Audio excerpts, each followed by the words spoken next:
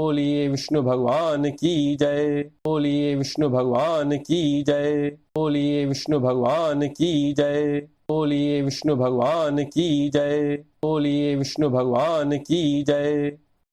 बरुथनी एकादशी माहात्म्य में बैसाख मास के कृष्ण पक्ष की एकादशी धर्मराज युधिष्ठिर बोले कि हे भगवान, बैसाख मास के कृष्ण पक्ष एकादशी का क्या नाम तथा उसकी विधि क्या है और उससे कौन से फल की प्राप्ति होती है, तो कृपा पूर्वक कहिए। श्री कृष्ण भगवान बोले, हे राजराजेश्वर, बैसाख मास के कृष्ण पक्ष की एकादशी का नाम बरुथनी है। यह सौभाग्य को देने वाली है और इसके व्रत से मनुष्य के समस्त पाप नष्ट हो जाते हैं और अंत में सुख मिलता है। यदि इस व्रत को एक दुखी स्त्री करती है तो उसे सौभाग्य मिलता है। बरुथनी के प्रभाव से ही राजा मानधाता स्वर्ग को गया था। इसी प्रकार धुंधुमार आदि भी स्वर्ग को गए थे।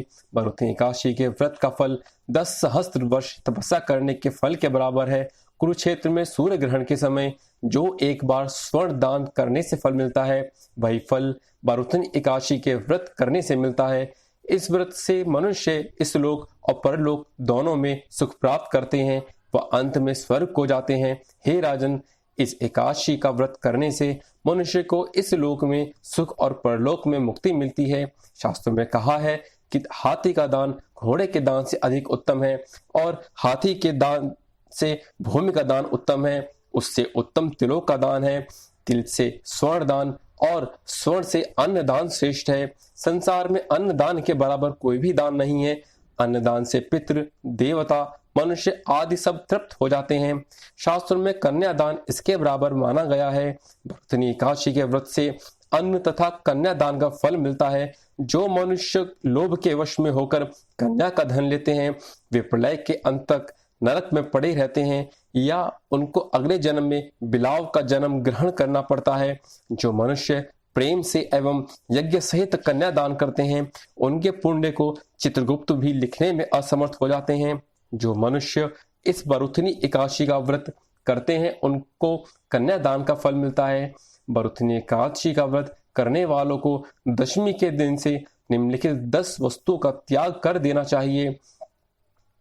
नंबर 1, कांसे के बर्तन में भोजन करना। 2, मांस। 3, मसूर की दाल। 4, चना। 5, कोंदो। 6, शाक, मधु, दूसरे का अन्न, दूसरी बार भोजन करना। स्त्री संग या अन्य किसी के साथ मैथुन करना। उस दिन जुआ नहीं खेलना चाहिए तथा शयन नहीं करना चाहिए।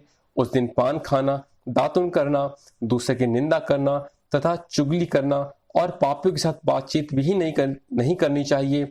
उस दिन क्रोध करना, झूठ बोलना त्याग देना चाहिए। इस व्रत में नमक, तेल तथा अन्न वर्जित है। हे राजन, जो मनुष्य इस एकादशी का विधि पूर्वक व्रत करते हैं, उनको स्वर्गलोक की प्राप्ति होती है।